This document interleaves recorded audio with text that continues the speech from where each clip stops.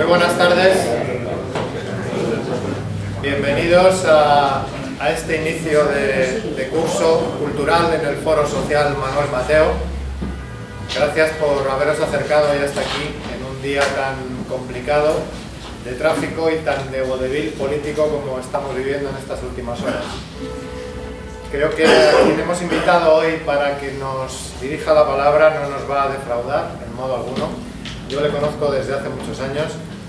José Alsina es para mí todo un maestro del pensamiento, desde todos los libros que él ha escrito, todos sus artículos, desde la revista Nihil Obstat a todas sus publicaciones últimas, y sobre todo por la creación y papel relevante que tiene en esa asociación cívica que es Som Atem, estamos a tiempo, que se ha erigido en uno de los máximos referentes de lo que llaman ellos el catalanismo hispánico, un movimiento de resistencia al secesionismo que quiere romper nuestra patria.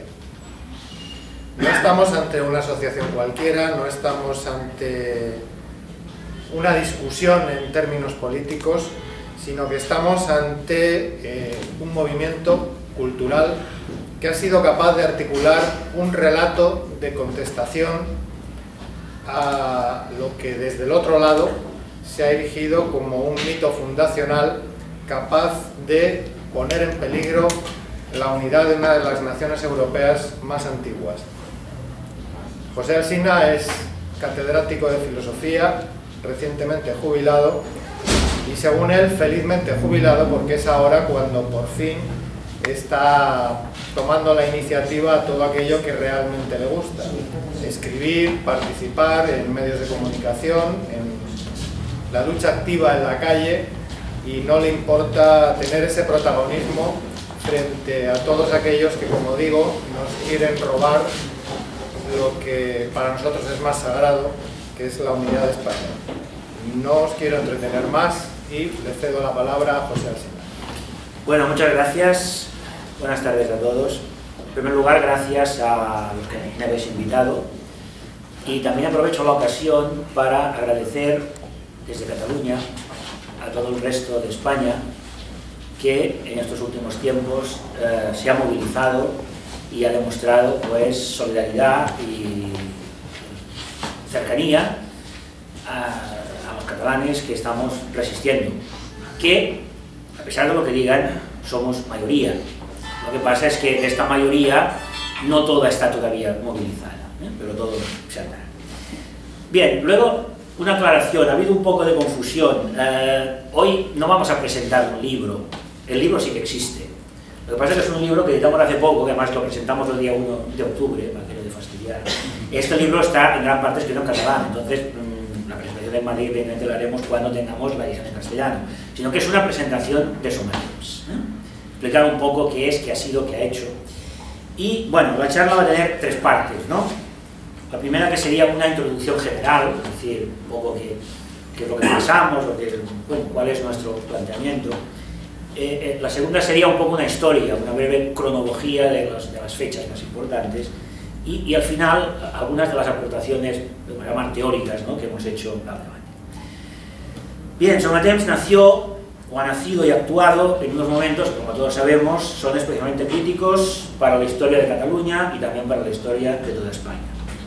Su objetivo principal ha sido la creación de un discurso contrahegemónico, no solamente frente al nacionalismo catalán y al secesionismo, sino también ante el discurso que se le opone, el llamado constitucionalismo, que para nosotros es un discurso absolutamente pobre e incapaz de ilusionar a nadie. Como antes decía Carlos, nosotros reivindicamos la catalanidad hispánica o el catalanismo hispánico. ¿Y esto qué significa? Algunos, cuando oyen la palabra catalanismo, se asustan. Simplemente significa que si profundizamos en las raíces de Cataluña, en su historia, en sus tradiciones, en sus hombres y mujeres, encontramos hispanidad. Pero para ello hay que tener una idea determinada de España y de la hispanidad como algo engarzado en la historia, y no en planteamientos abstractos o metafísicos.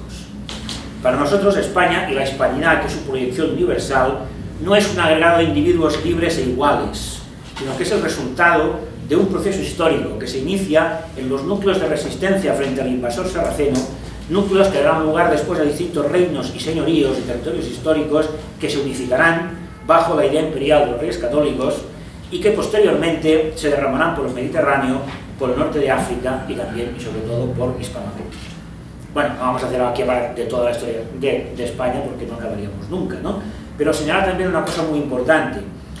Cuando parecía que, bueno, cuando este imperio entra en decadencia, cuando parece que España está ya agotada, vuelve a amanecer como nación, ya como nación canónica, como nación moderna, en la guerra de la independencia, donde un pueblo, abandonado por los reyes y por parte de las clases dominantes, se enfrenta al ejército de Napoleón, que realmente sea el ejército más poderoso de Europa, al que ve no solamente como un invasor territorial, sino como portador de las ideas jacobinas contrarias a la creencia de la mayoría de los españoles. Porque la característica de la hispanidad ha sido siempre conjugar la unidad y la diversidad. El liberalismo centralista, homogeneizador, que empieza a imperar España a partir del siglo XVIII, primero, XIX después, ha sido siempre contrario a las tradiciones políticas hispanas, precisamente porque era centralista y porque era homogeneizador. Y contra él pelearon los carlistas a lo largo de más de un siglo. Por eso nosotros reivindicamos esta catalanidad de convergencia con navarristas, valencianistas y otros movimientos políticos como camino para llegar a la hispanidad. Reivindicamos la historia de Cataluña, auténtica, lógicamente. La lengua catalana, evidentemente, siempre dentro de un marco del bilingüismo y del respeto a los derechos de los castellanohablantes en Cataluña, que son muchos. A veces estas posiciones han dado lugar a malos entendidos, a veces yo sé que desde sectores amigos se nos han criticado, ¿no? Pero, a ver, hay que entenderlo, ¿no? Esta reivindicación del catalanismo, este uso de la lengua catalana en muchos de actos, no es para quedar bien, no es para hacer concesiones al separatismo ni por corrupción política, sino porque creemos de verdad en una España una y diversa. También tengo que añadir, y esto es una crítica, aunque sea amiga, que hay asociaciones y entidades en Cataluña que defienden el bilingüismo, pero después no lo practican. Nosotros lo defendemos y lo practicamos, porque pensamos lo que decimos y decimos lo que pensamos. Algunos reducen el problema del separatismo a una cuestión solamente de lengua, como si el conflicto fuera entre catalanohablantes y castellanohablantes. Esto no es verdad. Cualquiera que conozca Cataluña sabe que en la sociedad catalana no hay ningún problema lingüístico, que la gente cambia de registro con gran facilidad. Y además eso sería una simplificación de la realidad. Hay gente como yo que somos catalanoparlantes y que tengo 8 apellidos catalanes que militamos en el hispanismo y todos conocemos a separatistas que tienen castellanísimos y nobles y castellanos apellidos. En el fondo, cuando se mira con prevención y desconfianza esta reivindicación del catalanismo hispánico, es porque detrás hay en el fondo una ideología jacobina, partidaria de una España uniforme, para los cuales, para los que piensan así, la existencia de otras lenguas en España, además del español, es un problema. Para nosotros no es un problema, es una riqueza irrenunciable. El problema empieza cuando algunos quieren usar la diferencia y la diversidad para generar odio y enfrentamiento. El problema empieza cuando algunos confunden diversidad con superioridad. El problema empieza cuando algunos quieren utilizar la diversidad como pretexto para exigir privilegios. Entonces es cuando aparece el nacionalismo fraccionario. Y este nacionalismo, aunque sea moderado, y digo moderado entre comillas, es inaceptable. Porque este nacionalismo supuestamente moderado estuvo representado en Cataluña durante muchos años por el pujolismo, instrumento político de la oligarquía catalana, cuyo mensaje político al Estado español podía resumirse de la siguiente manera: nosotros no queremos irnos de España porque hacemos buenos negocios en ella, pero como somos diferentes, o sea superiores, tenéis que darnos un trato especial. Queremos privilegios fiscales, que no os metáis para nada en el gobierno de Cataluña, pero que nos dejéis meter cuchara en el gobierno de España. Además, decían ellos, somos la mejor garantía frente al nacionalismo radical y al separatismo.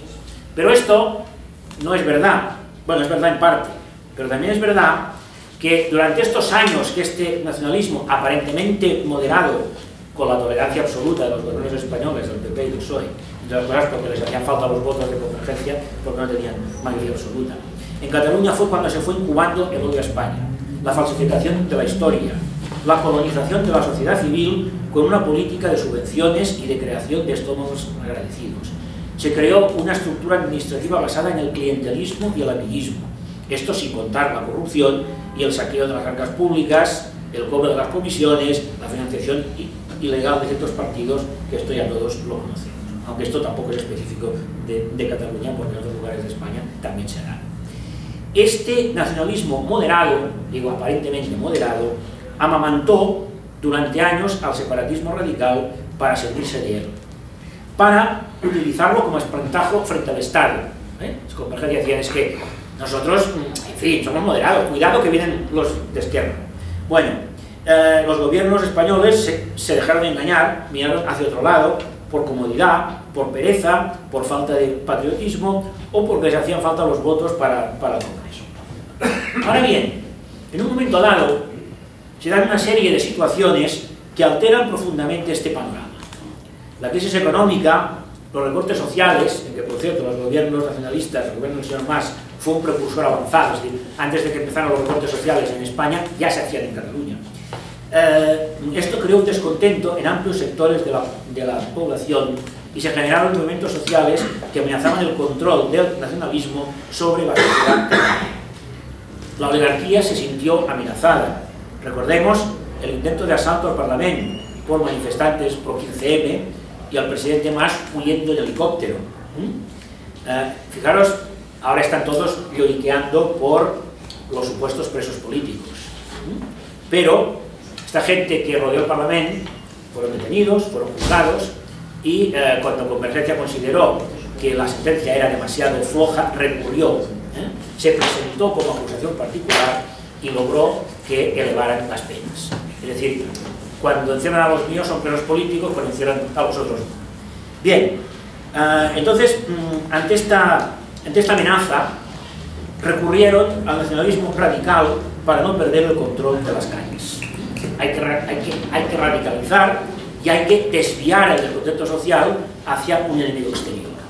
Y entonces cuando surge el España ens roba, y es el momento de, bueno, estrella de Esquerra Republicana, del ANC, donde se reciclan antiguos terroristas de Terra Lliure y de época, etc. Pero, ¿qué ha ocurrido? Bueno, pues que este monstruo alimentado durante años de la mano del nacionalismo, ahora no, ya hace un tiempo, ya se siente fuerte, ya quiere comer solo. En el momento histórico en que la CUP, este híbrido entre anarquismo, izquierda divagante y separatismo, vetó a Mas como presidente de la Generalitat e impuso a su candidato, se visualiza que este nacionalismo moderado ha perdido la batalla. Se le ha escapado de las manos, ya no saben qué hacer. A partir de aquí empieza el demencial procés que nos ha traído hasta aquí, que no entraré en detalles, pero todos ya lo conocemos. Bueno, y frente a esto, ¿qué ha hecho el Estado español? Bueno, durante muchos años nada, como todos sabemos, ¿no?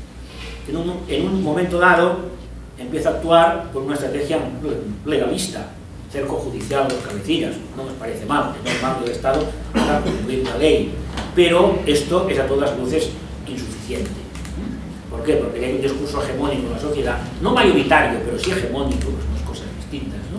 Entonces, claro, la única solución es combatir este discurso hegemónico, y esto evidentemente no se hace solamente con acciones judiciales. Estos sectores, que representan sobre todo los tres grandes partidos y entidades que hacen ver que son asociaciones de la sociedad civil, pero que no son, porque están muy bien, son subvencionadas por dinero que viene de fuera de Cataluña. Para este sector existe únicamente el problema catalán, y este problema se reduce a la radicalización separatista del nacionalismo. Es decir, parece que lo que quieren es volver a la situación anterior. Bueno, no, porque aquello fue antes que esto, o sea, una cosa fue el producto de la otra, cuando volver a la situación anterior no sirve para nada. Pero fijaros, cuando se concibe a España únicamente como un agregado de individuos libres e iguales, unidos por algo tan banal y débil como puede ser un pacto constitucional, cuando se habla de España como si esto hubiera aparecido por generación espontánea con la Constitución de 1978, cuando se hace tabula rasa de un pasado milenario, de una historia donde hay de todo, grandeza, decadencia, errores, de todo, intentos de regeneración, cuando parece que el único proyecto político para España es acatar con fidelidad perruna las decisiones económicas que emanan del Fondo Monetario Internacional o de la Unión Europea, y servir como palmero fiel a la estrategia geopolítica del imperio americano, se está evidenciando un grave problema de España y se está allanando el camino al separatismo. Es una contradicción hablar de la soberanía del pueblo español para oponerla al separatismo fraccionario, pero olvidarse de esta soberanía cuando de fuera nos obligan a hacer cosas que van en contra de nuestros intereses. Bien, eso sería un poco nuestro planteamiento. Y ahora vamos a hacer un poco de historia. Es una historia que no es muy larga.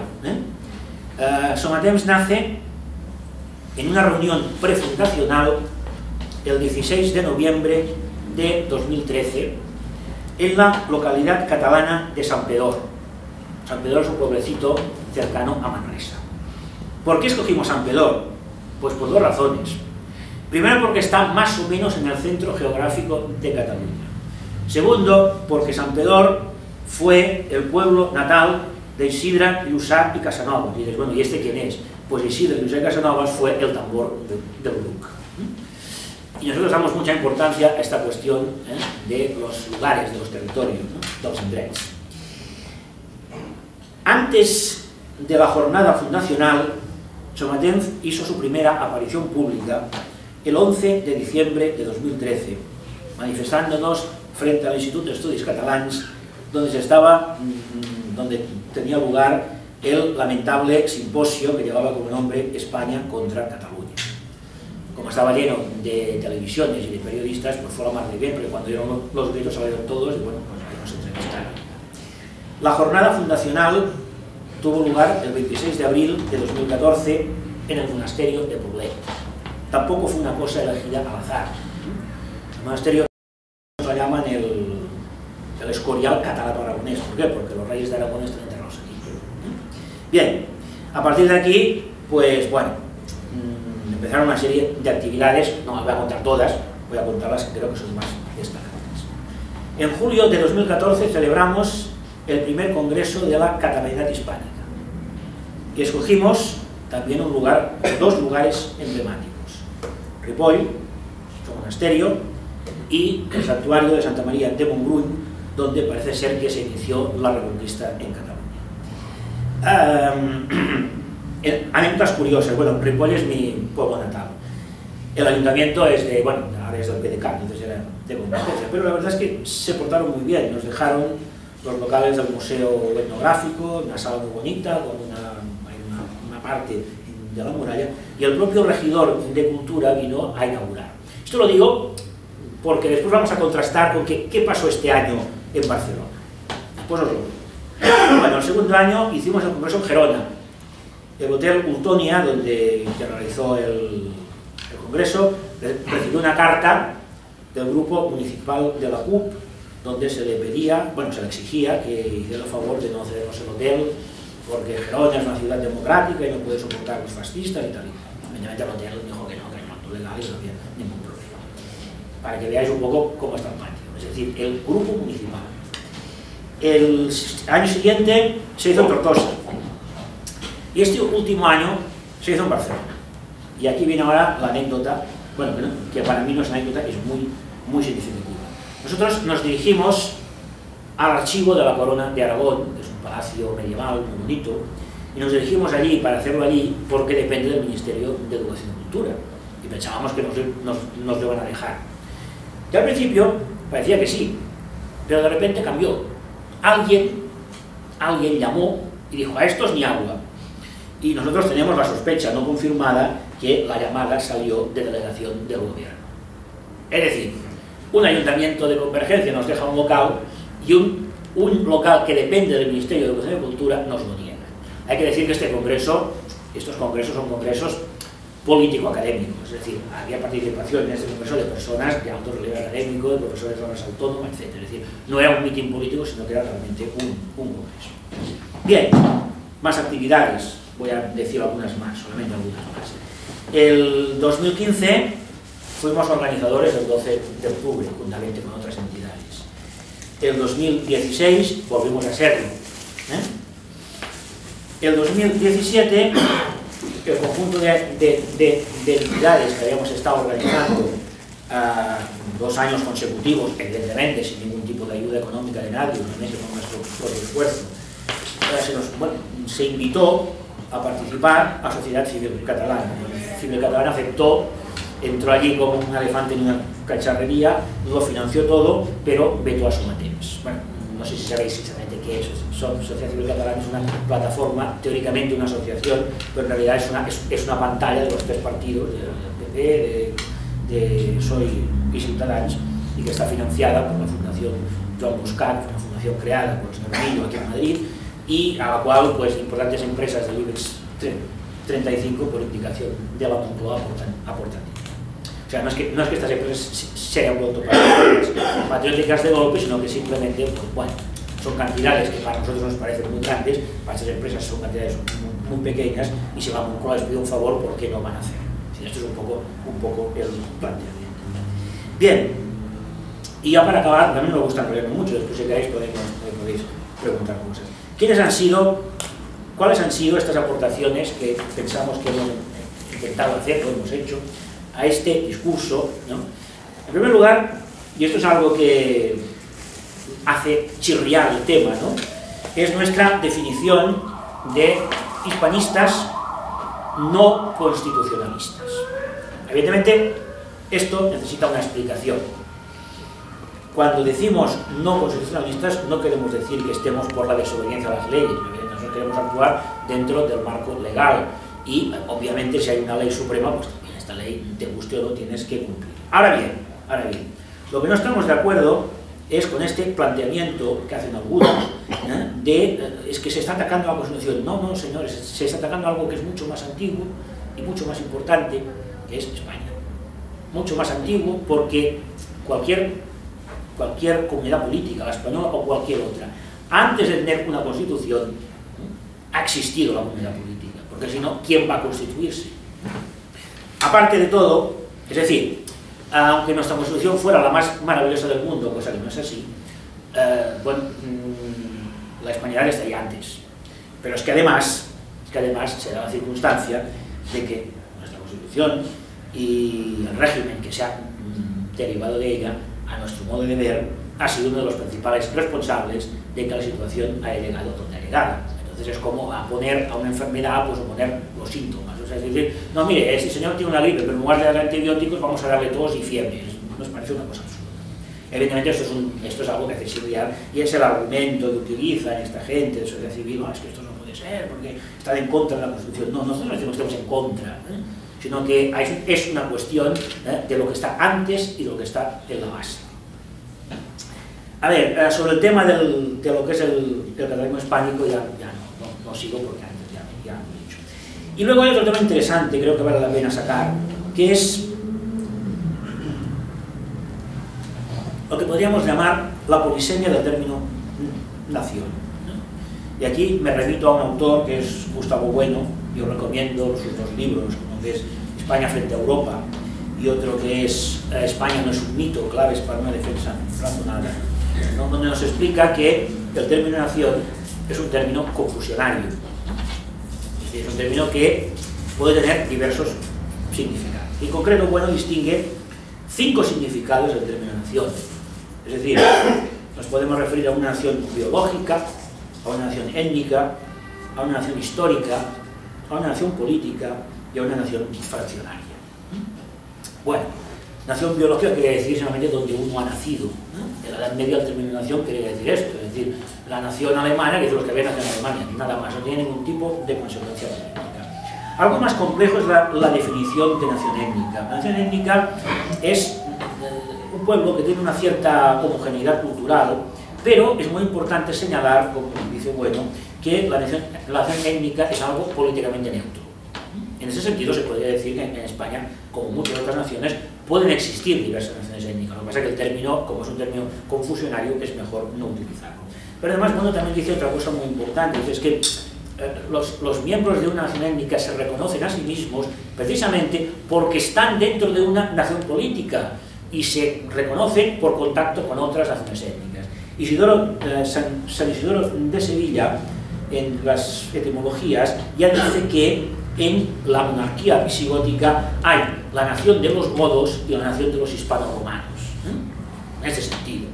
aquí hay una sola monarquía, pero hay gente que son los que estaban allí y otros los que llegan. Bueno, pues este sería el sentido de nación étnica que, insistimos, no tiene que tener nunca ningún tipo de connotación política, porque entonces ya sería otra cosa. Bien, la nación histórica sería ya cuando una comunidad política pues ya cobra un sector de la historia. En ese sentido, pues el Imperio Hispánico sería un ejemplo histórico, es decir, todavía no es una nación moderna, todavía no es una nación canónica, pero ya reúne estas condiciones de ser una comunidad política que ya participa en la historia y que tiene conciencia de existir. El paso importante de nación histórica a nación política viene dado por la transferencia de la soberanía, que normalmente en las naciones históricas venía representado por un rey, cuando esta soberanía ya no es patrimonio de una persona o de una familia, sino que se hace extensiva al conjunto de la sociedad. Entonces nace lo que se llama la nación histórica o canónica. Evidentemente, esta nación histórica, esta nación política se puede concebir de muchas maneras, ¿no? Bueno, en el caso de España decimos que la nación política nace con la Revolución Francesa, con la Guerra de la Independencia, ¿no? ¿Por qué? Porque bueno, el rey ha desaparecido, no porque lo hayan echado, sino porque se ha ido él o se ha ido los franceses. Entonces el pueblo tiene que reaccionar. Entonces esta reacción ya es hacerse con esta soberanía, aunque se haga, la mayoría de los casos, desde la ideología contrarrevolucionaria del trono y del altar, porque el hecho está allí y no se puede olvidar. Y finalmente tenemos el ejemplo, es a donde estamos, ¿no?, el tema de la nación fraccionaria. Y es muy importante esto, distinguir entre la nación política y la nación fraccionaria, porque últimamente se oyen ciertas voces, es que todos los nacionalismos son iguales. No, oigan, no son iguales, Es decir, lo que lleva a la forja de un Estado-nación como España, o como Francia, o como Alemania, no es lo mismo que los que quieren romper. ¿Y por qué? Porque la nación política se basa en la historia, mientras que la nación fraccionaria se basa en un constructo artificial. Y como es un constructo artificial, tiene que recurrir forzosamente a la mentira para hacer cuadrar los hechos históricos con su teoría idealista. En ese sentido es muy, y con esto termino, es muy aleccionador el libro de Prat de la Riba, que fue uno de los teóricos del nacionalismo catalán, La soberanía catalana. Este libro es un libro muy curioso, ¿no?, porque dice algunas cosas que están muy bien, no hay que negarlo, ¿no? Cuando dice que la patria es la tierra de los padres, donde los padres están enterrados, donde enterramos a nuestros hijos. Es decir, esta idea a mí me parece bien. Pero luego dice cosas muy raras. Dice es que ya antes de que llegaran los romanos, los habitantes de él le llama la Iberia, pero lo que él llama Iberia no es España. Lo que él llama Iberia, curiosamente, coincide con los países catalanes, ¿no? O sea, lo que es Valencia, Cataluña, y eran diferentes de los otros, que eran uigures, ¿no? Esto es absurdo, ¿eh? No tiene ni pies ni cabeza. Pero fijaros, es una idea de nación que no se ha forjado a través de la historia, sino que ya era preexistente, ¿eh? Es decir, ya el hombre neandertal catalán, supongo que tenía unas características que lo diferenciaban del hombre neandertal. Y aquí radica la diferencia, ¿no? Porque los nacionalismos patrióticos que forjan estados, que forjan naciones, se basan en la historia, mientras que las naciones fraccionarias se basan en construcciones idealistas, ¿eh? en un mundo imaginario, como el caso de la Riba es un caso bastante significativo.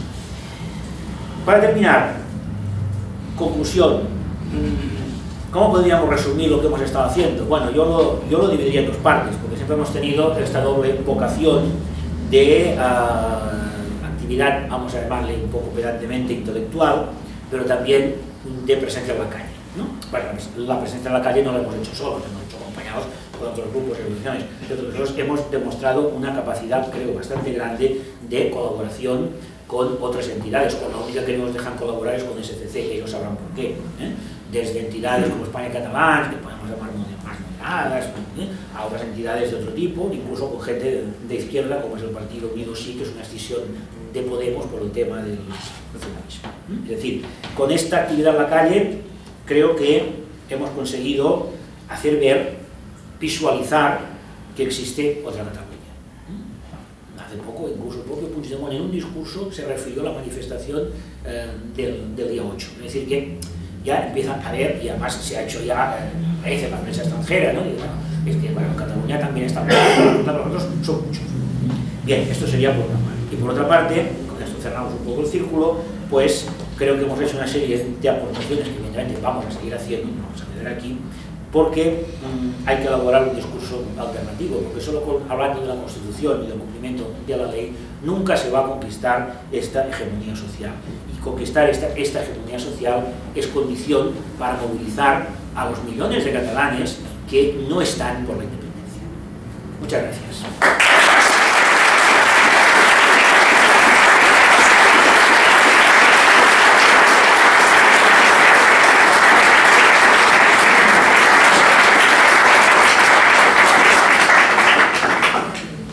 Muchísimas gracias, Josep, por tus palabras. Yo también soy gran admirador de Gustavo Bueno y de sus referencias a la nación histórica, porque creo que es la perfecta respuesta a quienes defienden que España existe desde 1812. Y eso ha habido que escucharlo de mucha gente del Partido Popular. Creo que con estas palabras podemos abrir un rico debate, si estáis dispuestos a ello y tenéis la palabra. Si queréis hacerle alguna pregunta a Josep, pues es el momento. Yo quería hacer una pregunta. Perdona, ¿es seguro que hay mayoría de españolistas o de los que se consideran españoles que de separatistas? A ver. Porque yo oigo los dos discursos, pero después se ven los partidos políticos y en el Congreso llegan a nosotros. A ver. Vamos, te voy a dar datos numéricos. En las últimas elecciones al Parlamento de Cataluña, los dos grupos políticos que llevaban la independencia en su programa, que eran Junts pel Sí y la CUP, obtuvieron un 47 y pico % de los votos. Lo que pasa es que por la distribución de la ley de ON tienen mayoría de diputados. Otro dato, según los datos de la Generalitat, que no son fiables, claro, yo me lo guiso, yo me lo como. El día 1 de octubre votó un 42% del censo, unos 2 millones de catalanes. Vamos a suponer que esto sea verdad, pero claro, es que quedan 3 millones y pico, casi 4. Esto no quiere decir que estos millones que no fueron a votar sea gente que se movilice, no, pero son potencialmente movilizables. Es decir, y de un tiempo a esta parte, el número de personas que sale a la calle, el número de personas que cuelgan banderas españolas en su balcón ha aumentado de forma exponencial. Claro, hay gente que no se mueve, pero potencialmente hay una masa crítica superior. Lo que pasa es que para conquistar esa masa crítica hace falta tener el discurso, tener la hegemonía de este discurso, cosa que de momento no es así. Pero claro, ellos lo tienen todo y nosotros no tenemos nada.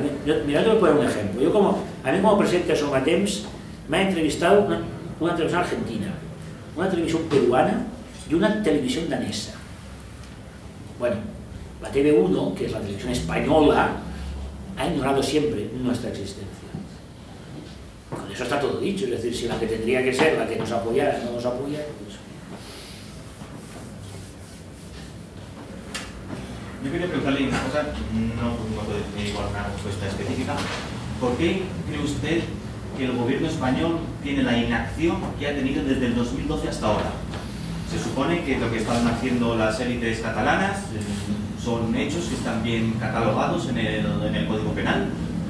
Han estado anunciando que iban a romper la ley varias veces, todas las elecciones eran constituyentes y se les ha dejado hacer. Puede que haya negociaciones bajo mesa con los temas de los 3% de uno, de los 3% de otros, porque al final lo único que hay en todo este ciclo de la independencia ha abierto una trama muy concreta de la Gürtel, que decía que dentro del PP había una estructura hecha nada más para delinquir, y exactamente lo mismo dentro de CiU. ¿Por qué esa inacción? Pero es que, a ver, en todo caso yo plantearía la pregunta al revés, es decir, es que el PP y CiU tienen mucho en común. Sí. Han tenido mucho en común, y además es que está demostrado, o sea, no hay que ver las veces, incluso cuando ya había empezado todo este guirigay, las veces que en el Congreso de los Diputados han votado juntos, ¿no? Y el estilo Gürtel y el estilo 3% es el mismo, o sea, son de la misma escuela, han ido juntos a clase, ¿no? Y luego, por otra parte, hay que añadir, claro, es que, a ver,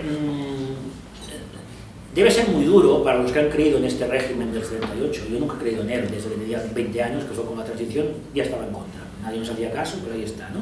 Entonces, debe ser muy duro reconocer que uno se ha equivocado durante toda su vida política. Pero claro, mira, cuando se aprobó el Estatuto de Cataluña, en el Parlamento, en las Cortes, hubo solo un voto en contra. Solo un voto en contra. Y la persona que votó en contra dijo, dentro de 10 años será muy difícil ser español en Cataluña. Era un profeta, lo adivinó. Pero claro, todos los demás, que no, hombre, que no, de las autonomías. O sea, a ver, es que el Estado de las autonomías es la cosa más chunga y más mal hecha que hay en el mundo. Porque bueno, si hubieran hecho un Estado federal, pues bueno, pues muy bien, un Estado federal como Alemania o como Estados Unidos, a nadie se le ocurre proclamarse independiente. Pero ya desde el momento en que se dice que España está formada por regiones y nacionalidades, ¿y eso qué quiere decir? Porque nacionalidad es un término que deriva de nación. No son naciones, son nacionalidades. Yo esto ya no lo digo, ¿no? Y cuando se dice es que las comunidades autónomas, o sea, las regiones y territorios que lo deseen podrán adquirir esta autonomía. Entonces, bueno, es que ya estás hablando de un derecho a decidir, aunque sea limitado, ¿no? Cuando una institución como la Cámara Autonómica Catalana se le nombra Parlament, claro, el Parlamento soberano. No, es que es autonómico, bueno, sí, ¿no? Cuando la Generalitat de Cataluña provisional se crea antes de la Constitución, esto no es baladí. ¿Por qué? Porque ellos querían, y lo consiguieron, una continuidad con la Generalitat republicana, que por cierto no tiene nada que ver con la Generalitat tradicional, que era una institución para administrar un impuesto. Es decir, la Generalitat tiene 1000 años, no es verdad. Lo que había en la Edad Media era un impuesto que pagaba todo el mundo. Esto era raro entonces, pero este existía. Y como era un impuesto que pagaba todo el mundo, era un impuesto de lo general, no del general del ejército, sino general de todo el mundo. Entonces había unos diputados elegidos con un sufragio restringido, lógicamente, que administraban este impuesto. Y entre estos elegían a un presidente. Pero este señor no era un presidente de Cataluña, ni era nada de todo esto. Es decir, el nombre se conserva, pero ha cambiado. Ahora sí que hay una continuidad histórica, que además ya se cuidan mucho de enfatizarla, entre la Generalitat republicana y esta. No, dicen, es que la Generalitat existe antes de la Constitución. Es verdad, tienen razón. No se puede negar que es verdad. Y esto fue otro gran error, ¿no? Y luego decir, bueno, pues para descafeinarlo, venga, vamos a hacer autonomías aquí a todo mochi. Autonomías. Hay autonomías en España que son de una provincia.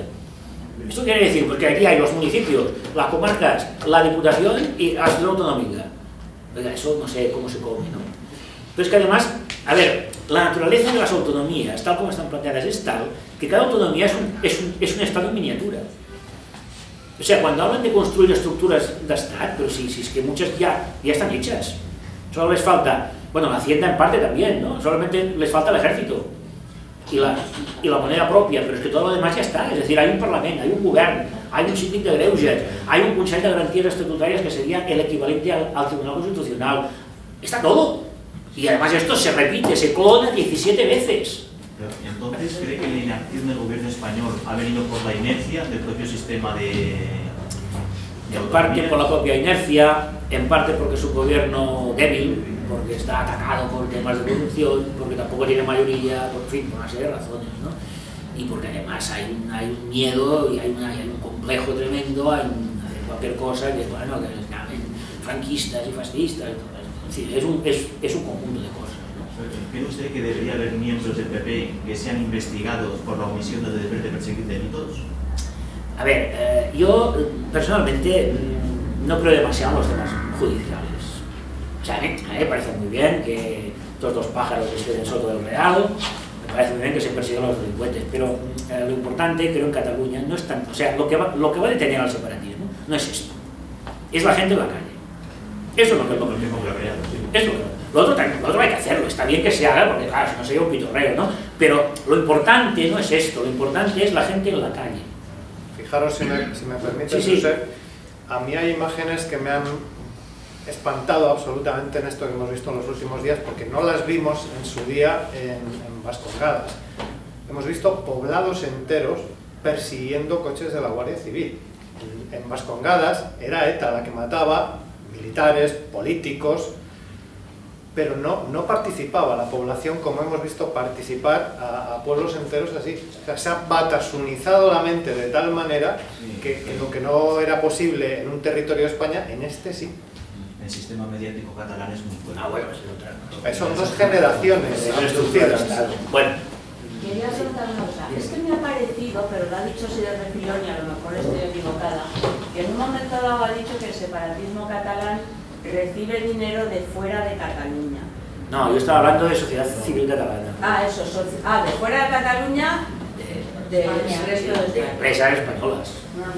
Que lo hacen no por patriotismo, sino porque desde Moncloa se les ha indicado que sería bueno que lo hicieran, simplemente por eso. No, vaya que lo sepan, ¿no? Sí, vamos a ver, yo quería preguntar una cosa. Lo que está clarísimo es que, desgraciadamente, en Cataluña arriba hay una fractura social brutal. El gobierno sabemos lo que hay y va a aplicar el artículo de bajarse los pantalones y venirse hasta los separatistas. Eso está clarísimo. Entonces, yo mi pregunta es, cuando eso lo solucionen de la peor manera posible, que será con más competencias, con alguna claudicación incluso hasta por parte de la Unión Europea y tal, ¿en qué postura van a quedar la población catalana que sale levantando y dice, oye, que es que yo soy catalán, sí, o que soy catalán, pero es que también soy español? Entonces, ¿en qué situación van a quedar? Porque el desamparo por parte del gobierno, partiendo desde las mismas escuelas de los niños, que es que ese es el problema, que es que a los tiros de chiquitines ya les están enseñando que si España nos roba y tal, entonces les están, pues eso, militarizando. Entonces, ¿en qué situación va a quedar esa población? Bueno, esta población lo que tiene que hacer es empezar a sacar conclusiones. A ver, mira, actualmente hay una masa crítica importante de gente en Cataluña que se moviliza contra el separatismo. Pero vamos a decir que sus ideas políticas no están muy claras. Vamos todavía a confiar en Ciutadans, en el PP y tal, ¿no? Y en la Constitución. Pero poco a poco se van a ir dando cuenta, ¿no? Entonces, a ver, yo tengo informes y tengo noticias de que desde el Partido Popular, desde el gobierno, desde la sociedad civil catalana, tienen miedo. ¿Tienen miedo a qué? A que este movimiento les desborde. Tienen miedo a que les desborde. Que la gente vaya por delante. Y si a nosotros nos vetaron el 12 de octubre, fue para que no habláramos. Pero es que realmente, si no hay un cambio de sistema, o sea, porque el sistema va a seguir amparando a los separatistas. O sea, que tienes una reforma de la Constitución, yo estoy de acuerdo, y legaliza a los partidos separatistas. Claro, pero si no hacen eso, bueno, que lo van a parar y dentro de 10 años volvemos a tener la misma o más gorda. Sí, no.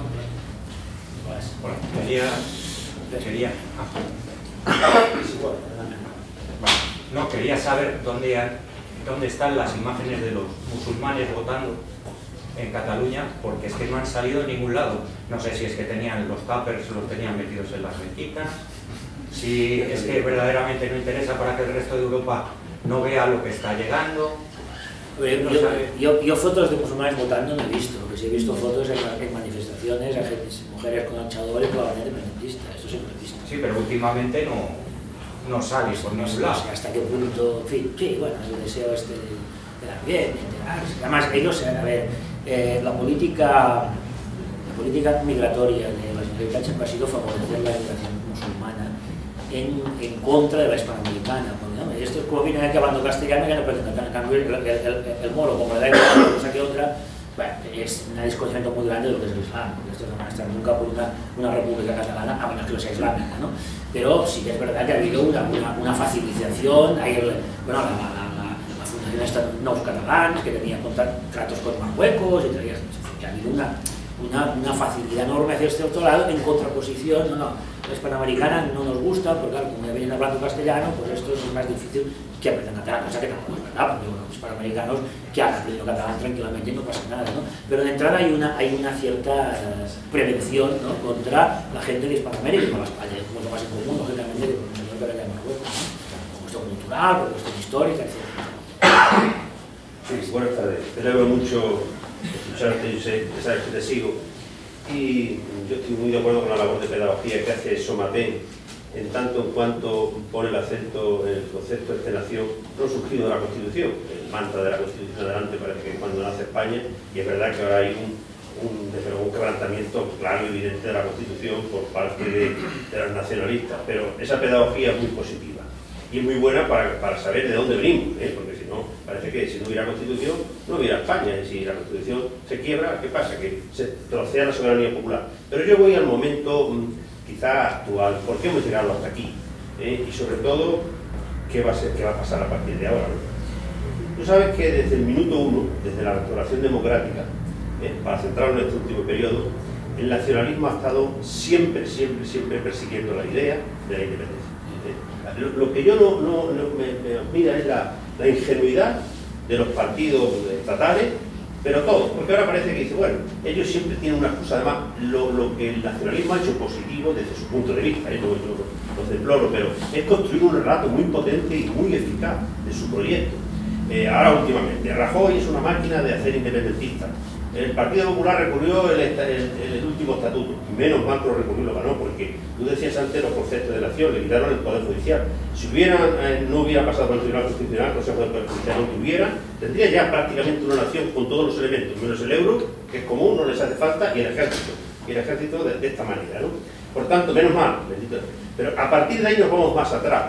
Zapatero aprobará el estatuto que traiga de allí. Vamos más para atrás. Aznar hablaba catalán en la intimidad y ya sabes que yo denuncié el tema de la inversión lingüística y no lo quisieron recurrir. Yo tengo sentencias de la época que tú sabes, del Tribunal Superior de Justicia de Cataluña, en el que decía que los catedráticos se podían examinar en castellano o en catalán. Ellos dijeron en catalán. Esas sentencias nunca se llegaron a cubrir. Es decir, ha habido una dejación, una lasitud del Estado. Si nos vamos más atrás, Felipe González, cuando conoció Banca Catalana, se encogió de hombro y también. Es decir, en estos 39, 38 años, la dejación del Estado es pavorosa. Es decir, y por eso hemos llegado hasta aquí. No es culpa de un solo gobernante, yo no culpo a ninguno, es culpa para mí de todo. Pero también digo que no hay mal que por bien no venga. Quizás nunca pensábamos, los que pensamos de esta forma, que íbamos a ver lo que vimos el día 8 y el movimiento social. Y yo creo que ahí es donde tiene que empezar a surgir alguna esperanza.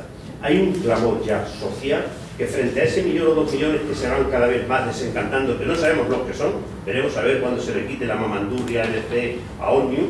El último día en la intervención de la Guardia Civil quita 300 personas vinculadas, cobrando dinero de esas organizaciones. Sabes más, hay muchos más.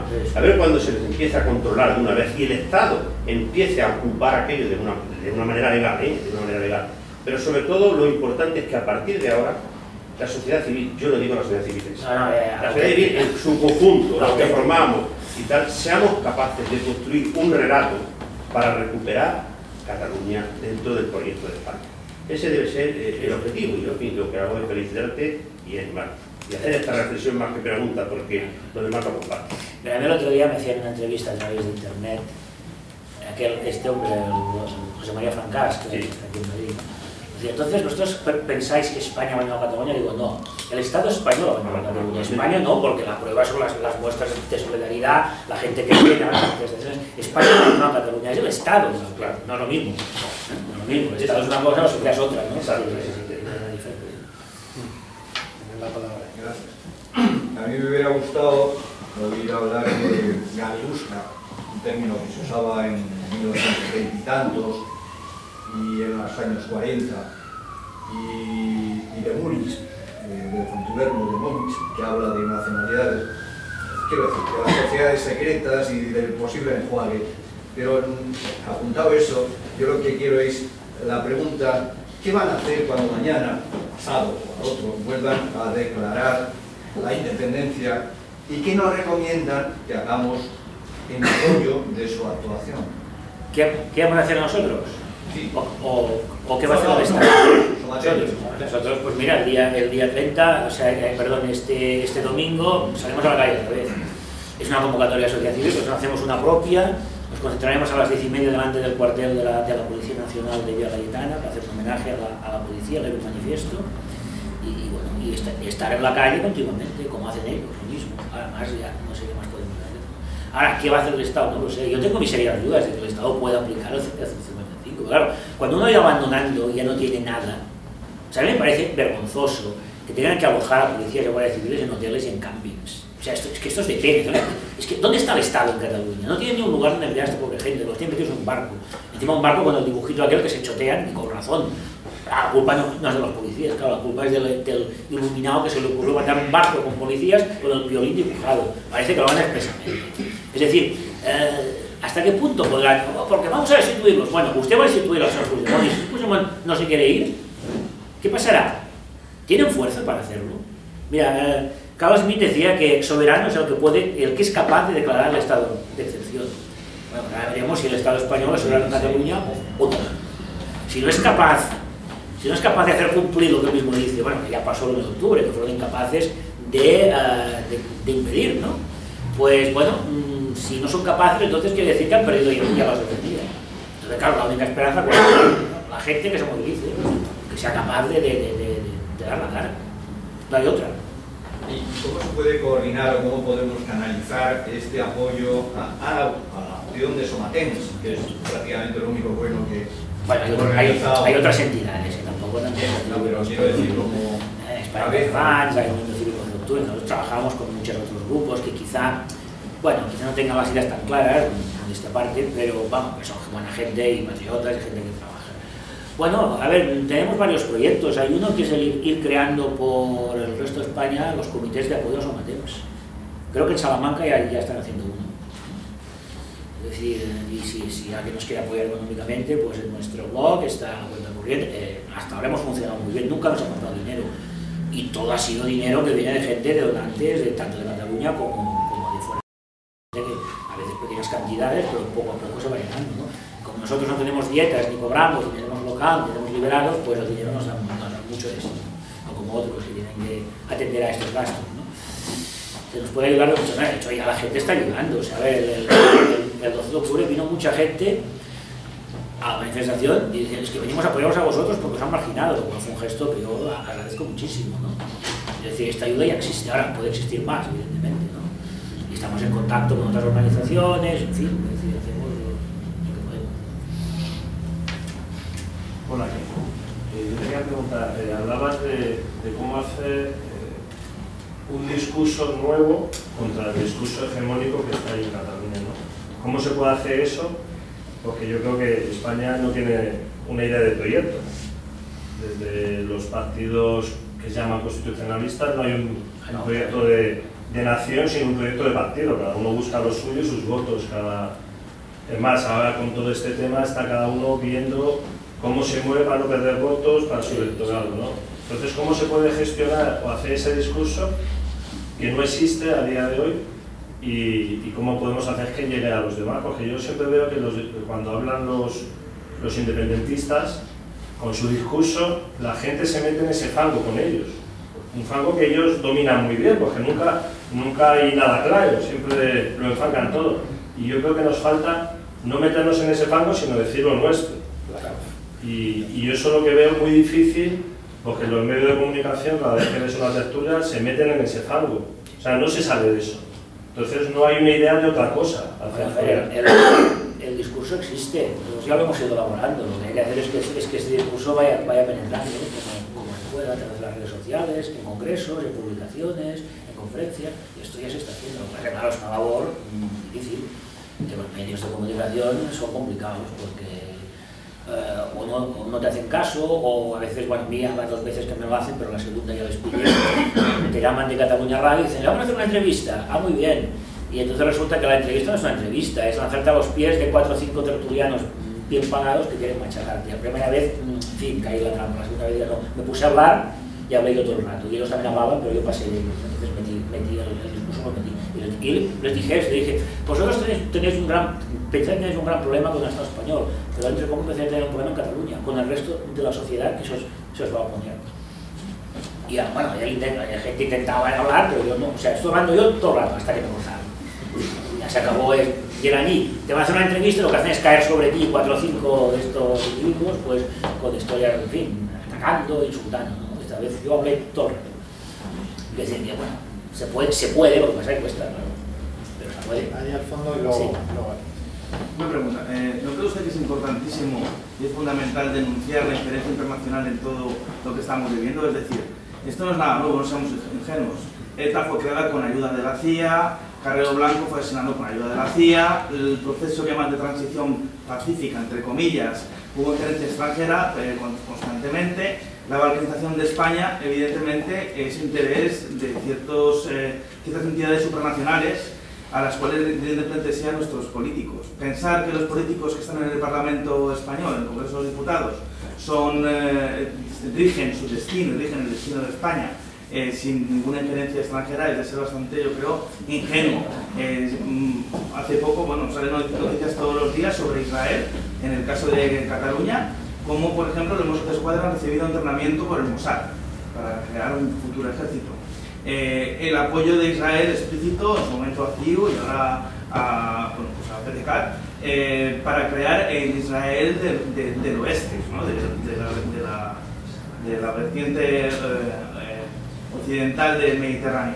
Entonces, si pensamos que nosotros estamos en manos de unos políticos que realmente tienen cierto sentimiento patriota, somos bastante ingenuos. Los políticos, igual que en el 36, por desgracia, rinden pleitesía a entidades que pasan del concepto de nación y, bueno, a lo mejor suena un poco arcaico, pero la masonería tiene en ello bastante que ver.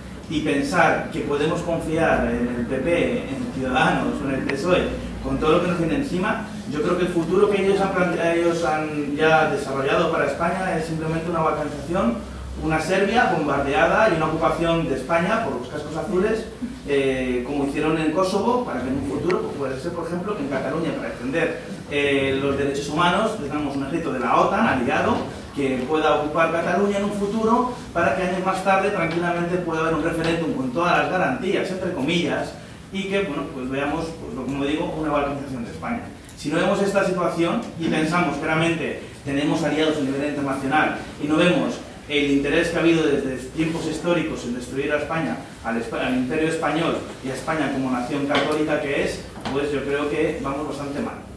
Bueno, yo nunca, no sé si me he explicado mal, pero yo nunca he confiado en los políticos del PP, de Ciudadanos, del PSOE. Y además estoy convencido que tienes toda la razón de que todo el proceso de transición política en España fue una cosa que fue escrita fuera.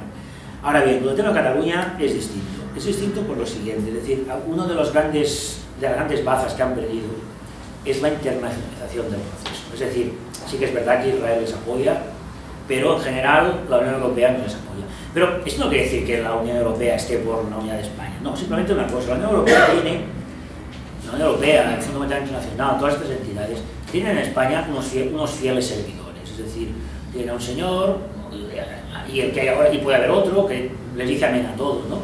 Entonces, hombre, ¿por qué van a arriesgarse con otro que no sabe qué pasará? Y además, bueno, ya lo dijo muy claro el Juncker, ¿no? Hombre, es que si empezamos así, bueno, pues aquí se van a multiplicar los estados, ¿no? Es decir, no es que la Unión Europea tenga el más mínimo interés en la unidad de España, porque esto les trae al país.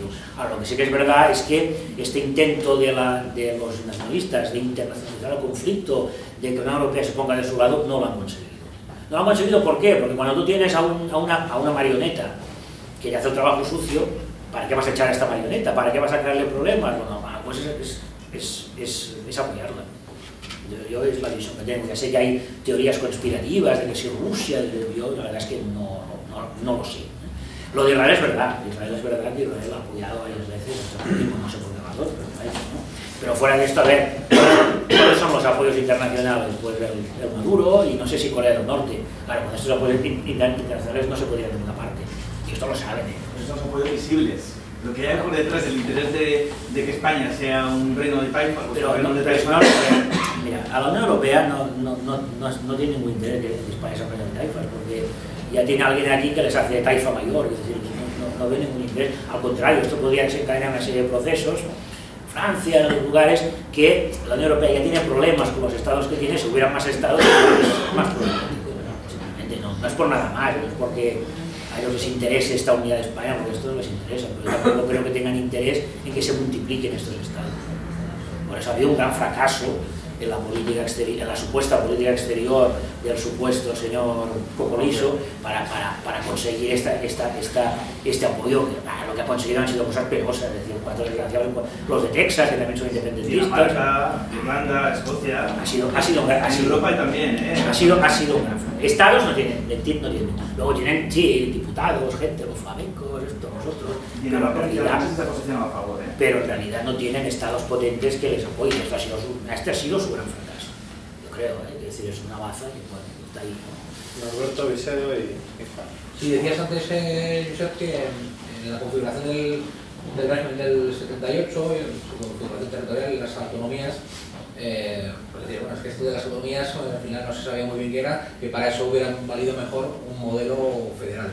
Entonces, lo que yo no sé si tú piensas que lo que no se hizo en su día, que era un modelo federal, o no se hizo este modelo federal asimétrico, ahora podría ser alguna solución al problema territorial de España, como apuntan pues, desde el PSOE a incluso Ciudadanos, depende de cómo se levante el día. Es decir, si tú crees que una reforma en sentido federal de España pues, soluciona algo, o es más seguir cayendo en los mismos problemas. No, bueno, de forma genérica podría solucionar, pero bueno, los federalistas nunca lo aceptarían. Ellos hablan de federalismo asimétrico, pero claro, si es asimétrico ya no es federalismo, es decir, no tiene mucho sentido, ¿no? Ellos, a ver, yo creo que en el separatismo catalán hay dos cosas cruzadas, ¿no? Hay lo que era el proyecto del Estatut. El proyecto del Estatut era el que realmente respondía a los intereses de sectores económicos y sociales muy concretos. Es decir, no me voy porque esto de irme es traumático y aparte tengo un mercado, pero hago una relación de tal tipo que ya no es una relación federal, es una relación como de Estado libre social, ¿no? Y esto es por donde iban ellos. Y yo creo que el propio Mas iba por aquí, es decir, el Mas lo que quería era montar una pajarraca para luego decir, bueno, no, vamos a calmarnos un poco y tal.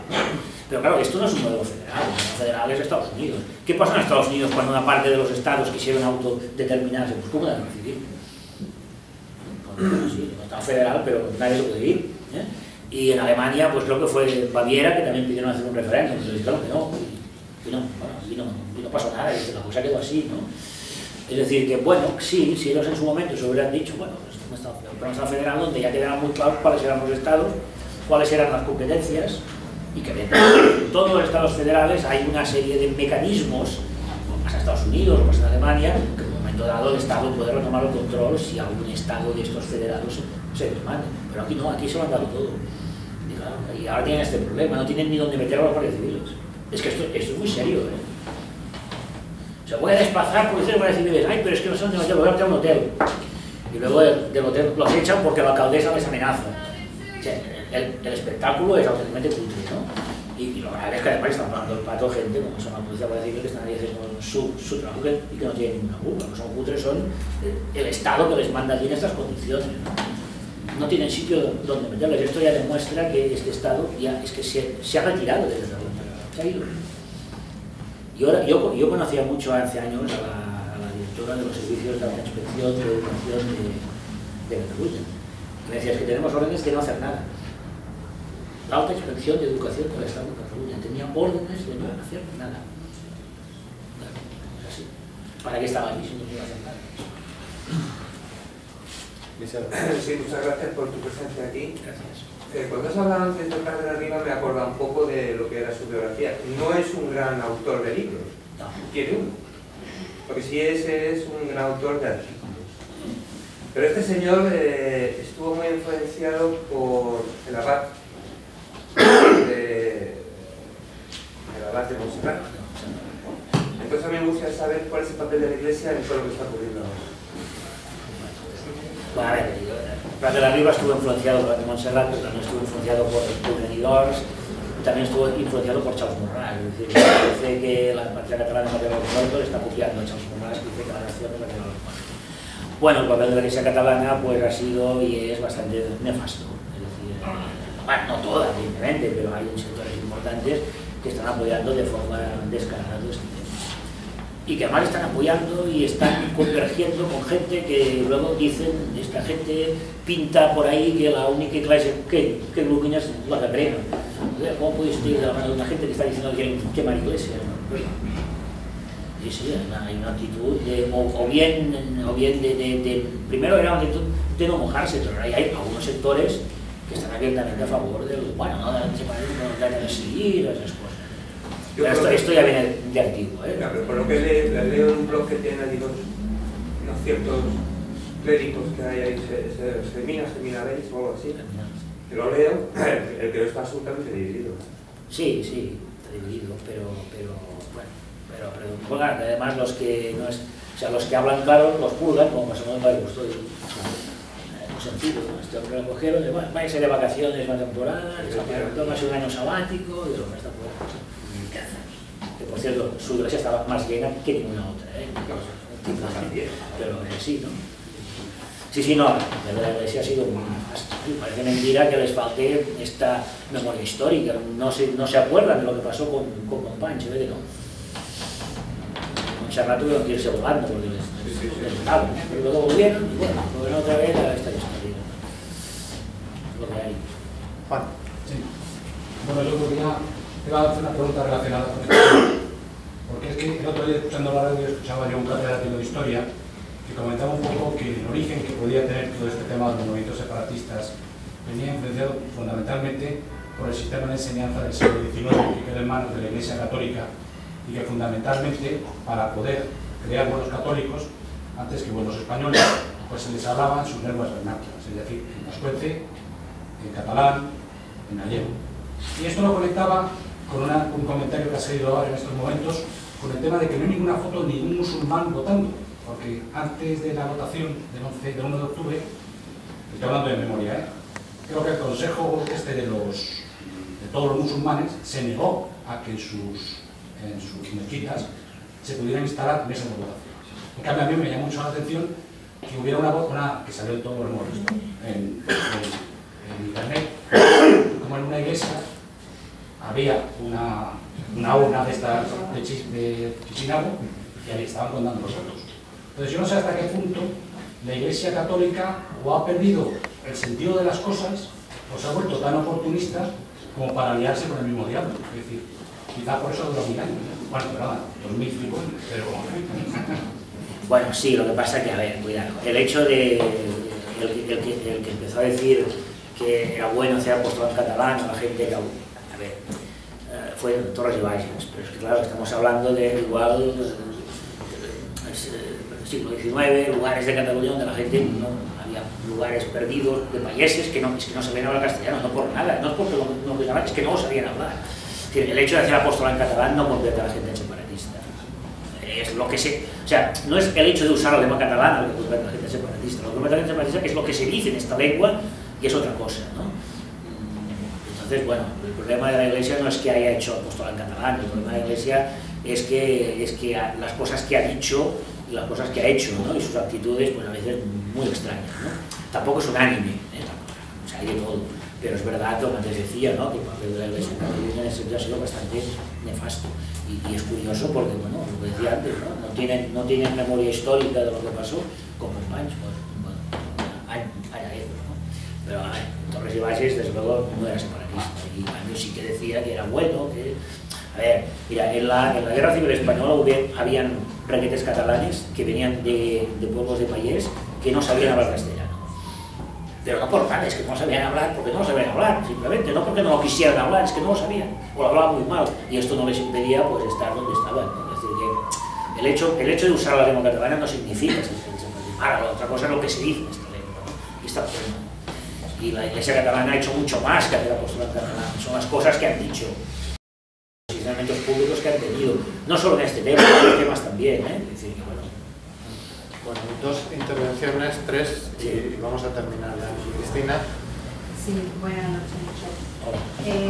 Uno de los lemas con más fuerza del día 8, bajo mi entender, fue el de nunca más nos callaréis. Desde tu conocimiento profundo de la sociedad catalana, ¿qué alcance cuantitativo y cualitativo puede tener esto para el cambio real del que has empezado a hablar? Y si realmente se ha visto en estos últimos 2 meses un cambio en ese sentido de salir a defenderse. Sí, a ver, bueno, yo creo que esto, yo antes he dicho, para mí esto es lo fundamental, más que los jueces, los fiscales, muy bien, lo que tienen que hacer, pero lo fundamental es la movilización y que la gente empiece a perder el miedo. Hay mucha gente que estaba callada. Mira, el otro día me contaron una cosa muy curiosa. En Mataró hubo una manifestación a favor de la Unión de España, ¿no? Y es que me dice, había gente que se conocían, pero que no sabían que el otro también era de los... Ah, tú también portas la bandera de España. O sea, gente que se conocía del pueblo, es un pueblo grande, ¿no? Gente que se conocía toda la vida, pero claro, uno no sabía que el otro, pues claro, nadie se atreve a decirlo, no sea cosa que... Claro, entonces cuando salen a la calle y ven que el vecino, con el que se toman copas en el bar, también lleva la bandera de España, pues esto hace que la gente se vaya animando, y esto es un proceso que va creciendo. Y las banderas, si tú ves que el vecino pone la bandera española, pues te debes a ponerla, y esto también es una cosa que va haciendo. El otro día, Yo me quedé parado, porque yo vivo en una zona cercana a la Familia que allí predominan las desteladas, ¿no? Bueno, pues cuando convocaron aquella cacerolada, cuando salió Puigdemont, pues había un follón en la calle Castillejos tremendo, de gente con las cacerolas gritando Puigdemont a prisión. Y esto hace un año, esto era impensable. Hace un año impensable. Claro, la cosa se está acelerando tanto, se acelera por un lado, pero es que claro, también lo hace por el otro. Y para nosotros esto es lo fundamental. Esto es lo que pasa es que hay ciertos partidos que esto les da miedo, porque les da miedo. O sea, de entrada les gusta, si nos gusta un poco, pero ojo, porque esto nos puede superar, nos puede desbordar. Sí, yo lo veo así. Tienen miedo. Y no solo en Cataluña, también por aquí.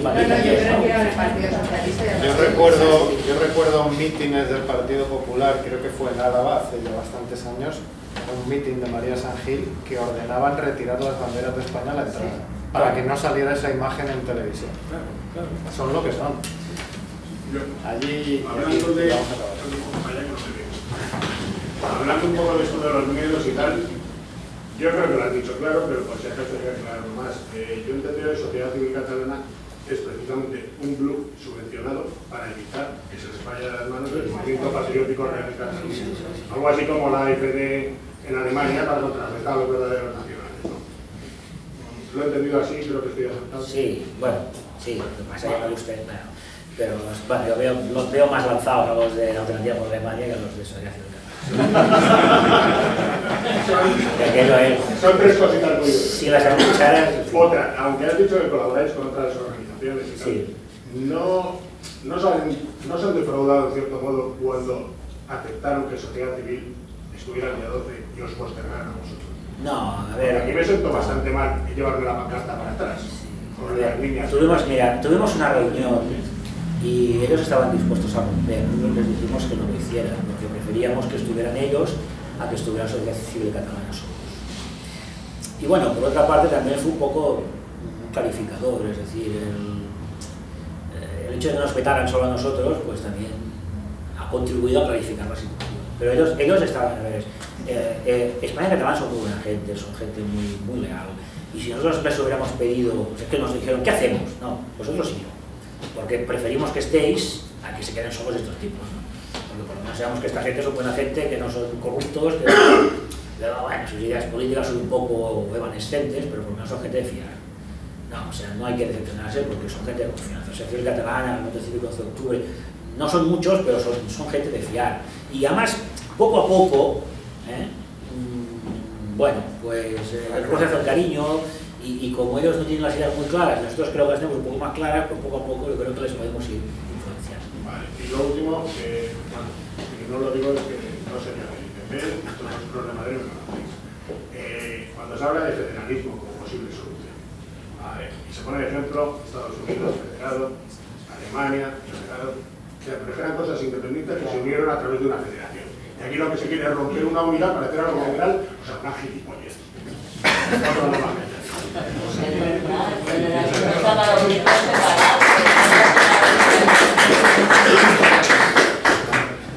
Vamos a concluir la última. Bueno, yo felicitarte por tu intervención, por aclararnos la labor tan elogiosa que se le puede dar a Somatens como organización a nivel de Cataluña.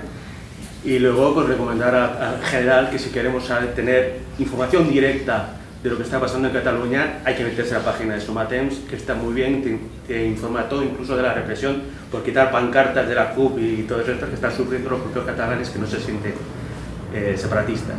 Y luego, por otra parte, porque ya como pregunta mía o aportación mía, es que hemos sido culpables todos, porque le hemos dado tres cosas fundamentales para que así se agarra al nacionalismo: la bandera de Cuatribarrada, la lengua y el personaje de Rafael Casanovas.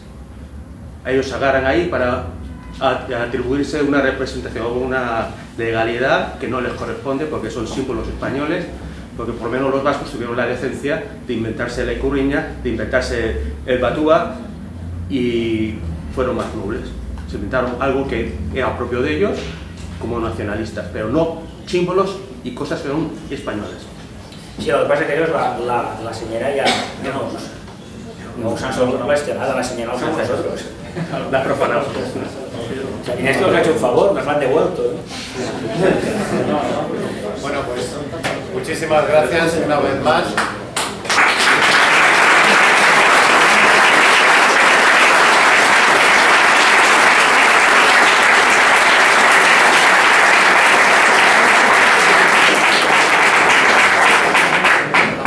Y a Josep Alsina por haber querido venir hasta Madrid a acompañarnos, y aprovecho para convocaros a la próxima jornada del Foro Social Manuel Mateo el 30 de noviembre con Jesús Palacios para hablar de la crisis del Estado autonómico. Creo que la tarde también será interesante ese día. Muchas gracias.